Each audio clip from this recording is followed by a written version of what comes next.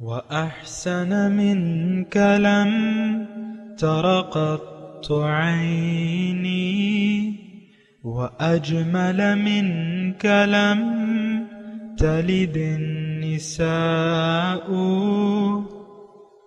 خلقت مبرأ من كل عيب خلقت مبرأ من كل عيب كأنك قد خلقت كما تشاء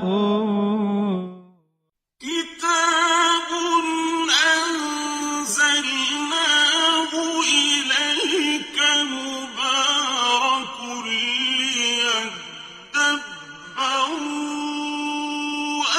آياته وليتذكر أولو الألباب۔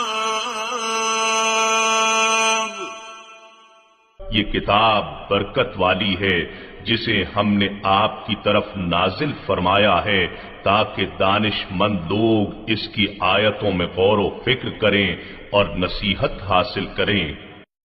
اللهم صل على سيدنا محمد وعلى آل سيدنا محمد بعدد كل ذرة مئة ألف ألف مرة۔ سامعین و ناظرین کرام، السلام علیکم ورحمۃ اللہ وبرکاتہ۔ سامعین کرام، سورہ الحج آیت نمبر 78 آج کے درس کا ایک ہی موضوع ہے، اور وہ یہ ہے کہ کیا ہمارا مقصد حیات صرف دنیا کی نعمتوں کا حصول ہے؟ اس کے ساتھ ہی سامعین کرام آج کے درس کا آغاز کرتے ہیں۔ سب سے پہلے گزشتہ سبق کا آموختہ ہوگا۔ يا أيها الذين آمنوا اركعوا واسجدوا واعبدوا ربكم وافعلوا الخير لعلكم تفلحون۔ اے ایمان والو، تم رکوع کرتے رہو اور سجود کرتے رہو اور اپنے رب کی عبادت کرتے رہو اور دیگر نیک کام کیے جاؤ تاکہ تم فلاح پا سکو۔ سامعین کرام، سورہ الحج آیت نمبر 78 لفظی ترجمہ پہلے وجاہدو، اور محنت کرو اللہ کی راہ میں جیسا کہ حق ہے محنت کا، حق کا جہاد ہے جیسا کہ حق ہے محنت کا۔ وجتباکم، اس نے تمہیں چن لیا ہے۔ وما جعل علیکم فی الدین من حرج، اور تمہارے لیے دین میں کوئی تنگی نہیں رکھی ہے، حرج سختی یا تنگی۔ ملت ابیکم ابراہیم، اور یہ ملت ہے تمہارے باپ ابراہیم کی۔ وہ سماکم المسلمین، اس نے تمہارا نام مسلمان رکھا ہے۔ من قبل، اس سے پہلے بھی اور اب بھی، وفی ھذا، اور اب بھی۔ لیکون الرسول شہیدا علیکم، تاکہ رسول تم پر گواہ بن جائیں، نمونہ بن جائیں تمہارے لیے۔ وتکونوا شہداء علی الناس، اور تم لوگوں کے لیے نمونہ ہو، گواہ ہو۔ فاقیموا الصلاۃ، پس قائم کرو نماز، وآتوا الزکوٰۃ، اور زکوٰۃ دیا کرو۔ واعتصموا باللہ، اور اللہ کا دامن پکڑ لو۔ وہ مولاکم، وہی تمہارا مالک ہے، کارساز ہے، وکیل ہے، مددگار ہے۔ فنعم المولا، بہت اچھا کارساز ہے، وکیل ہے۔ ونعم النصیر، اور بہت اچھا دوست ہے، مددگار۔ اللہ۔ سامعین کرام، آخری آیت ہے سورہ الحج کی، اور بہت مرکزی مضامین ہیں اس میں، اور بہت سے موضوعات ہیں، متفرق موضوعات ہیں۔ اور اس میں سب سے پہلے تو میں آپ کو تھوڑے سے اس کے مضامین بتا دوں کہ اس میں مضامین کیا ہیں۔ اس میں محنت کی بات ہو رہی ہے، جہاد، کہ جہاد کرو اللہ کی راہ میں جیسا کہ حق ہے جہاد کا۔ اس کی وجہ یہ ہے کہ تمہیں اس نے چن لیا ہے اور تمہارے لیے دین میں کوئی سختی نہیں رکھی ہے۔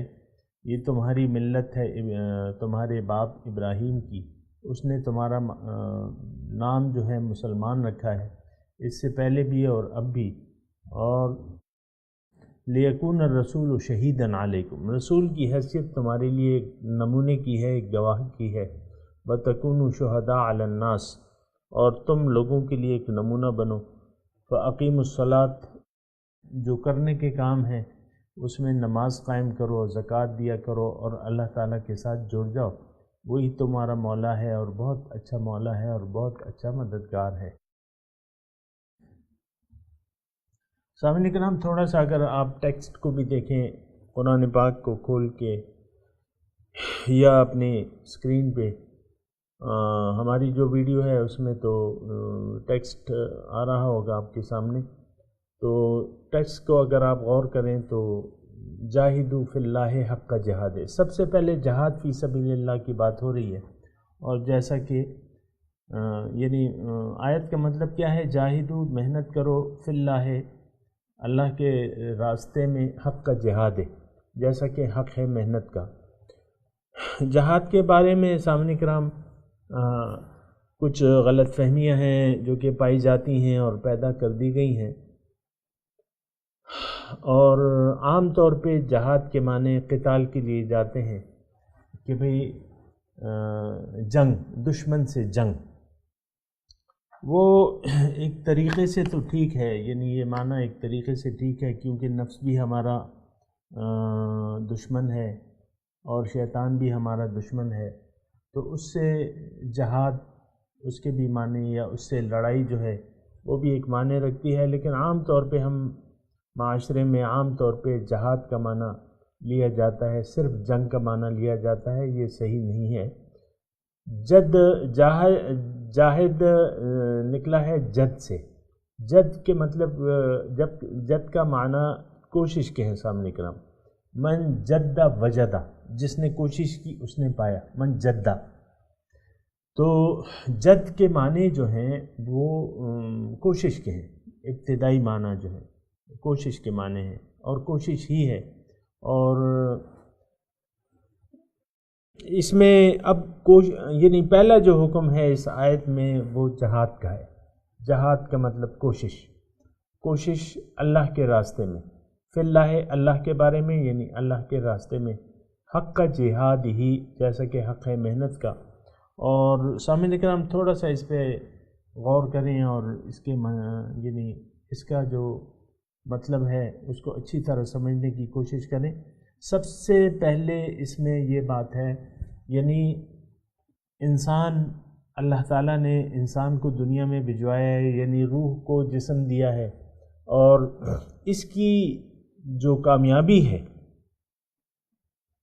وہ جد و جہد میں ہے، محنت میں ہے، کوشش میں ہے۔ یہ ایک بات نوٹ کر لیں، عام طور پہ ہم لوگ یعنی کوشش سے کتراتے ہیں، محنت سے کتراتے ہیں، جہاد سے کتراتے ہیں۔ جہاد کا وہی معنی رکھیں، کوشش، لڑائی آپ کر سکتے ہیں، یعنی لڑائی معنی کر سکتے ہیں، لیکن وہ صرف کافر لوگوں کے ساتھ نہیں، بلکہ آپ اپنے نفس کے ساتھ بھی جہاد کر سکتے ہیں، اور شیطان کے ساتھ بھی جہاد ہو سکتا ہے، لڑائی ہو سکتی ہے۔ یہ لڑائیاں لڑنی پڑیں گی اسے،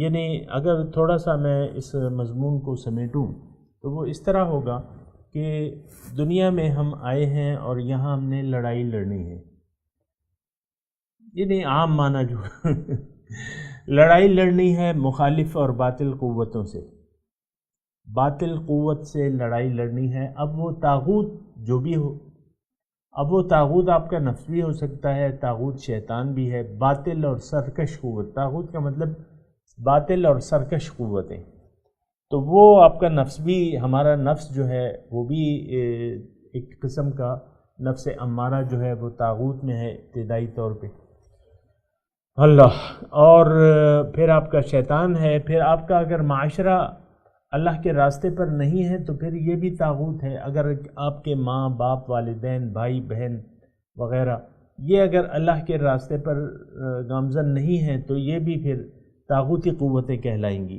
کیونکہ وہ آپ کو روکیں گی۔ ہر وہ یعنی طاغوتی قوت سے لڑائی لڑنا یہ یعنی لکھ دیا گیا ہے۔ یعنی انسان کی کامیابی جو ہے وہ لڑائی میں ہے، اور لڑائی اس نے لڑنی ہے، لڑائی لڑنی ہے اپنے نفس سے، کیونکہ نفس حضور صلی اللہ علیہ وسلم فرماتے ہیں کہ تمہارا دشمن اعدیٰ عدوک نفسک الذی بین جنبیک، تمہارا دشمن نمبر 1 تمہارا نفس ہے جو تمہارے پہلو کے اندر ہے۔ تو یہ نفس جو ہے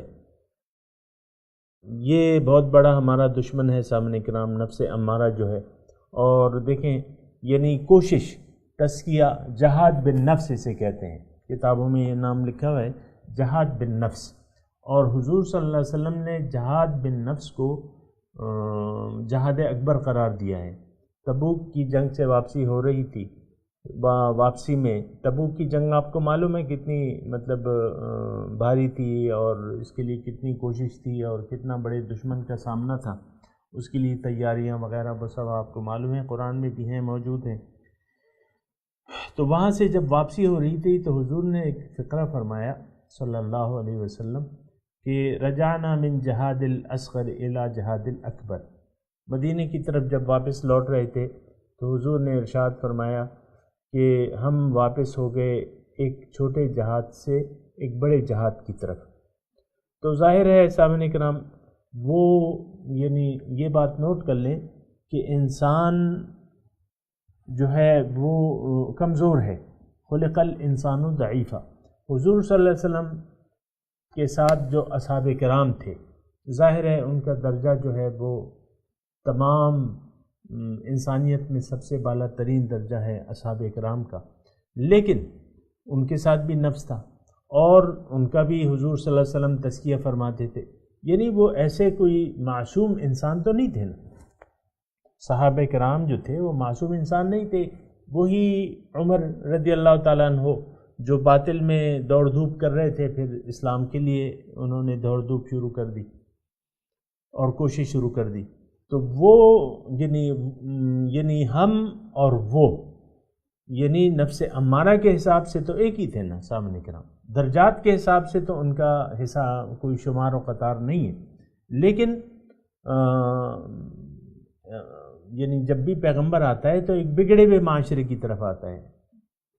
تو وہ دور جاہلیت تھا، اور پھر حضور صلی اللہ علیہ وسلم تشریف لائے اور ان کو تعلیم دی اور ان کا تزکیہ کیا، حکمت کی باتیں بتائیں، اور قرآن کی تلاوت کی ان پہ، جو کہ ان کی ڈیوٹیاں تھیں۔ تو یعنی یہ کہنا کہ وہ بعض لوگ یہ جملہ کہتے ہیں، میں نے سنا ہے کہ جب عمل کی بات کی جاتی ہے، محنت کی بات کی جاتی ہے، جد و جہد کی بات کی جاتی ہے، اور پھر اصحاب کرام کی مثال دی جاتی ہے، تو بعض لوگ یہ کہتے ہیں کہ بھئی وہ تو بڑے اونچے پائے کے لوگ تھے، وہ تو بڑے عالی رتبہ لوگ تھے۔ بالکل تھے، لیکن یعنی اعمال کے لحاظ سے یعنی یہ تو نہیں کہ اللہ تعالیٰ نے انہیں کوئی خاص یعنی نفسانی طور پہ وہ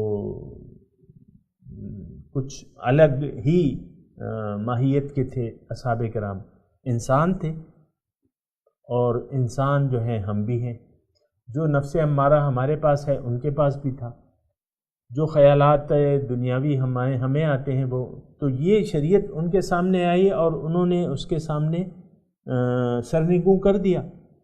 تو اب اس کا مطلب یہ نہیں ہے، آج ہم بہانہ نہیں بنا سکتے کہ بھئی وہ تو اونچے لوگ تھے، ٹھیک ہے تھے، ان کا درجہ تو ایک الگ بات ہے، لیکن وہ تھے تو ہماری طرح انسان، ہماری طرح نفس امارہ کے مالک تھے، اور آہستہ آہستہ انہوں نے کوشش کی۔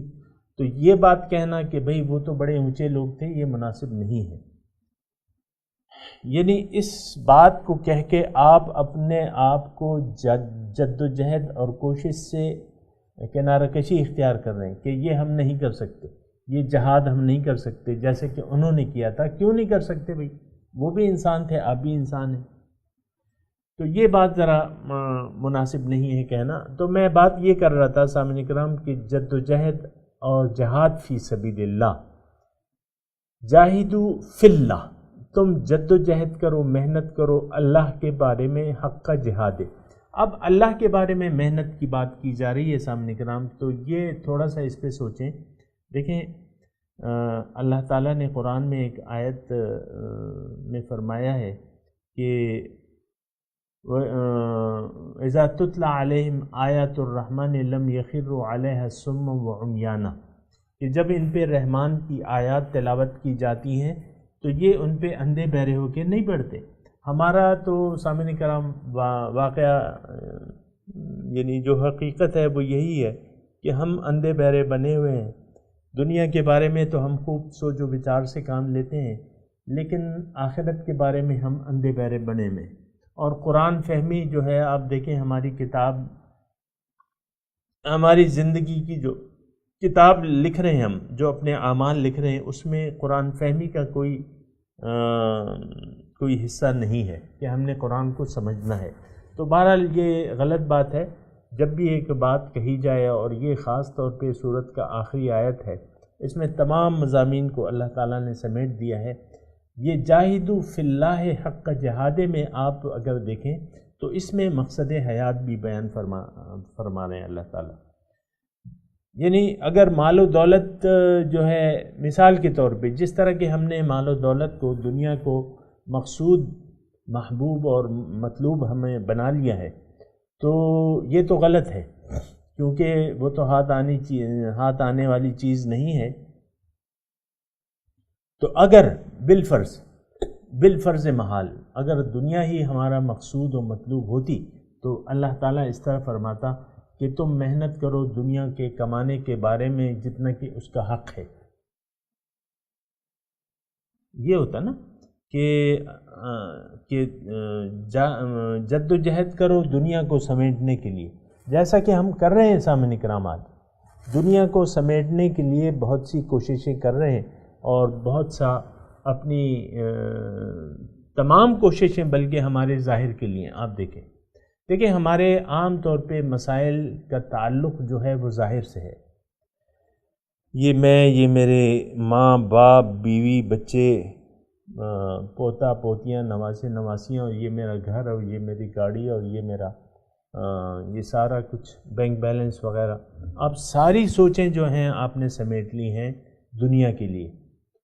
تو یہ تو مقصود نہیں ہے سامنے کرام۔ دیکھیں دنیا کے بارے میں ایک چیز نوٹ کر لیں، اللہ تعالیٰ ہمارا رب ہے، رب العالمین ہے، ہمارا بھی رب ہے، تمام عالم کا رب ہے۔ اللہ تعالیٰ نے ہمارا رزق لکھ دیا ہے، ٹھیک ہے، اس کا ذریعہ جو ہے مناسب کوشش ہے، یعنی مناسب کوشش کی، کیونکہ عالم اسباب ہے، ہم عالم اسباب میں رہ رہے ہیں، ہر چیز سبب کے ذریعے ہوتی ہے، لیکن جو ہمارا رزق ہے، رزق معین ہے، وہ اللہ تعالیٰ نے لکھ دیا ہے۔ نحن قسمنا بینہم معیشتہم فی الحیات الدنیا، ہم نے ان کا رزق دنیا کی زندگی میں تقسیم کر دیا ہے۔ تو ایک بات یہ نوٹ کر لیں کہ زیادہ کہ آپ حریص نہ بنیں، جو اللہ تعالیٰ نے آپ کے مقدر میں لکھ دیا ہے، اللہ تعالیٰ آپ کو آپ کا مقدر ضرور پہنچائے گا، یہ اس کا وعدہ ہے۔ ان اللہ هو الرزاق ذو القوۃ المتین، اللہ تعالیٰ بہت طاقت والا اور رزاق ہے۔ تو اتنی دنیا کے لیے جو ہے وہ اتنی توجہ اور اتنی کوشش کی ضرورت نہیں ہے، اور اصل میں ہمارا مقصود دنیا نہیں ہے۔ اس پہ میں اور آپ جتنی جلدی اپنا ذہن کھول لیں اور یہ بات ذہن نشین کر لیں کہ مقصود دنیا نہیں ہے، دنیا رہ جانے والی چیز ہے، جو باقی چیز ہے وہ اللہ تعالیٰ ہے۔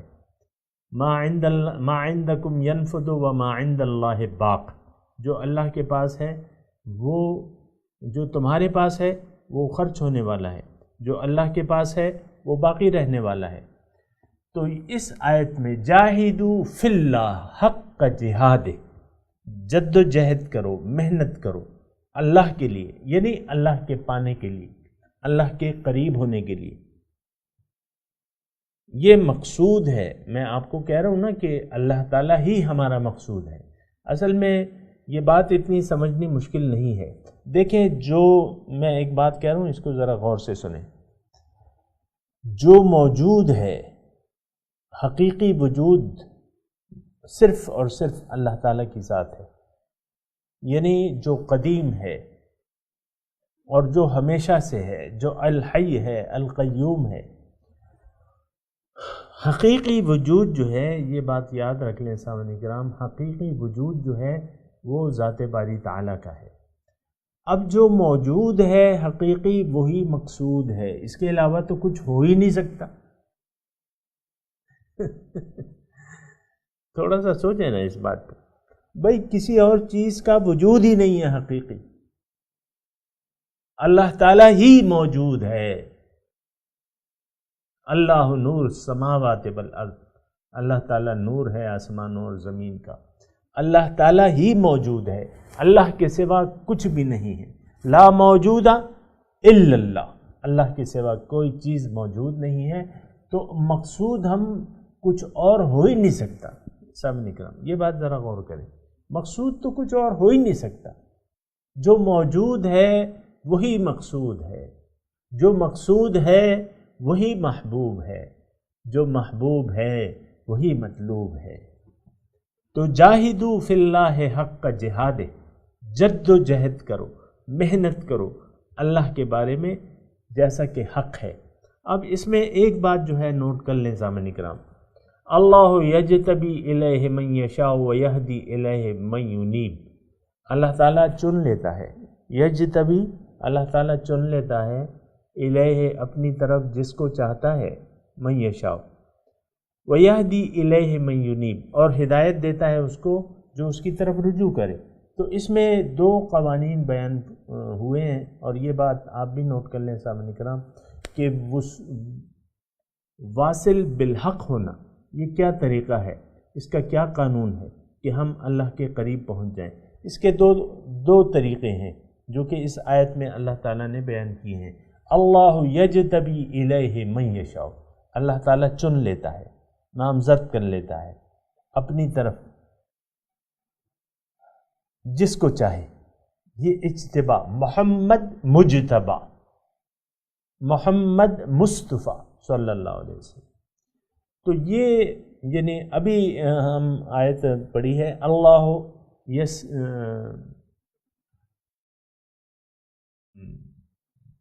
اللہ یستفی من الملائکۃ رسلا و من الناس، ابھی ہم نے پڑھی ہے آیت نمبر 75۔ اللہ تعالیٰ چن لیتا ہے، یستفی استفاء، من الملائکۃ فرشتوں سے بھی، رسلا رسول اور لوگوں سے بھی۔ تو دیکھیں وصول الی اللہ، واصل بالحق ہونے کے دو طریقے ہیں، ایک خاص ہے ایک عام ہے، یہ بات نوٹ کر لیں صاحب کرام، ایک خاص ہے ایک عام ہے۔ خاص کیا ہے؟ تمام رسول و انبیاء جو ہیں یہ ان کو چن لیا گیا ہے۔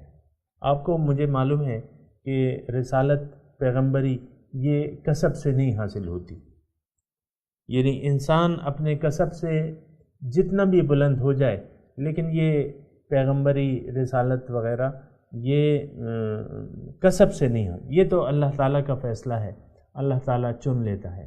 اسی طرح باقی لوگوں میں سے بھی آپ اور میں سنتے رہتے ہیں کہ اولیاء ہیں، مادرزاد اولیاء جو ہیں، یعنی جو ماں کے پیٹ سے اللہ تعالیٰ کے دوست ہیں، اولیاء اللہ ہیں وہ، لیکن یہ طریقہ جو ہے یہ خاص ہے، یہ بات نوٹ کر لیں۔ عام طریقہ جو ہے وہ کیا ہے؟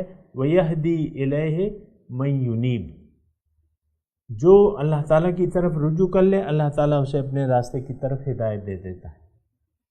اب ہم تقریباً تمام لوگ وہ تو خاص ہیں، وہ تو الگ بات ہے، اس میں کوئی بحث نہیں ہے، وہ تو اللہ تعالیٰ کی مرضی ہے، لیکن اب میں اور آپ رہ گئے۔ اب اگر ہم نے جانا ہے تو ہم نے ارادہ کرنا ہوگا، رجوع کرنا ہوگا۔ أَلَمْ يَأْنِ لِلَّذِينَ آمَنُوا أَن تَخْشَعَ قُلُوبُهُمْ لِذِكْرِ اللَّهِ وَمَا نَزَلَ مِنَ الْحَقِّ، کیا مومنوں کے لیے وہ وقت نہیں آیا کہ ان کے دل جھک جائیں اللہ تعالیٰ کی یاد میں اور جو بھی اللہ تعالیٰ نے نازل کیا ہے حق سے۔ تو یہ ایک بات ہے سامعین کرام۔ اچھا، اس آیت میں ایک دوسری بات ہے، جاہدوا فی اللہ حق کا جہاد ہے۔ اس میں ایک نقطہ میں نے پہلے بھی آپ کے سامنے عرض کیا تھا کہ اللہ تعالیٰ تک کا جو سفر ہے یا جو پہنچنا ہے، یا واصل باللہ اگر کوئی ہونا چاہتا ہے تو اس کے لیے پھر اس کو کوشش کرنی ہوگی، اور کوشش خوب کرنی ہوگی، اور یہ مضمون مختلف انداز سے قرآن مجید میں بیان ہوا ہے سامعین کرام۔ ام حسبتم ان تدخلوا الجنۃ ولما یأتکم مثل الذین خلوا من قبلکم مستهم البأساء والضراء والزلزلوا حتى يقول الرسول والذین آمنوا معه متى نصر اللہ الا ان نصر اللہ قریب۔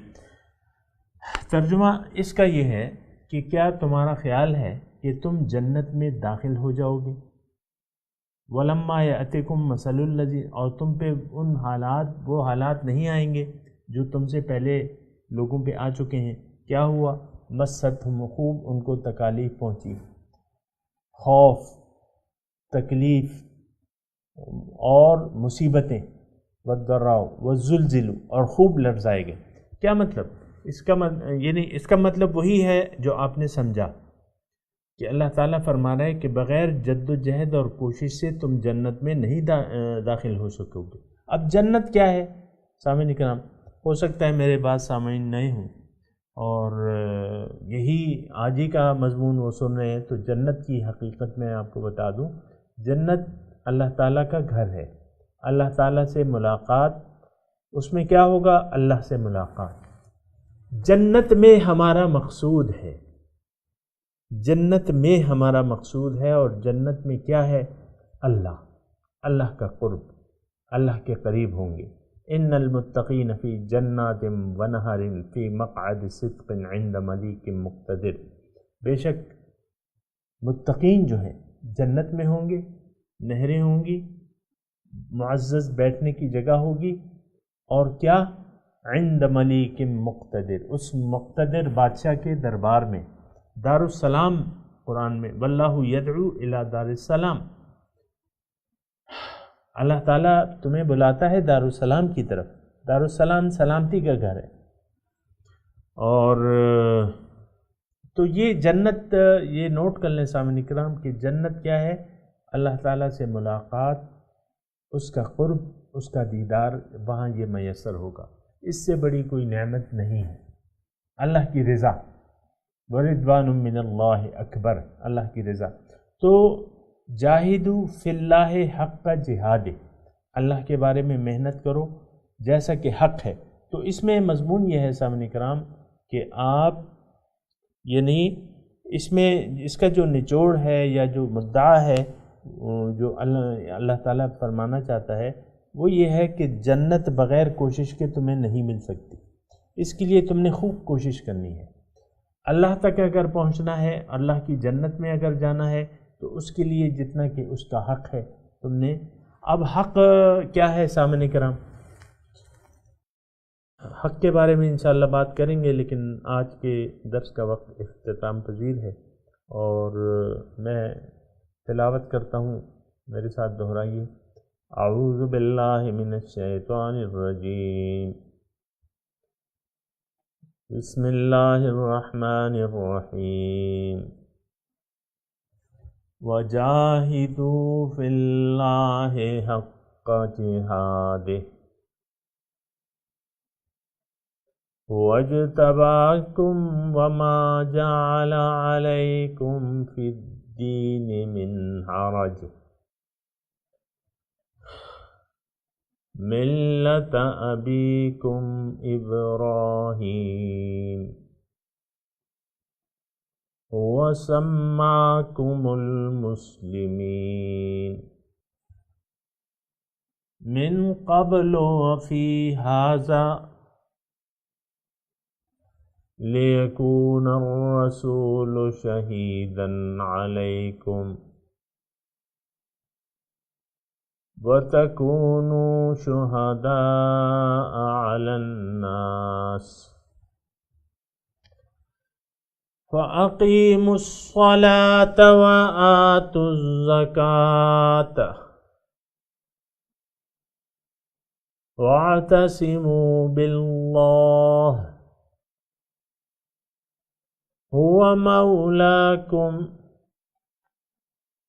فَنِعْمَ الْمَوْلَى وَنِعْمَ النَّصِيرُ۔ اب ان آیات کی تلاوت اور ترجمہ سنتے ہیں۔ وجاهدوا في الله حق جهاده هو اجتباكم وما جعل عليكم في الدين من حرج ملة أبيكم إبراهيم هو سماكم المسلمين من قبل وفي هذا ليكون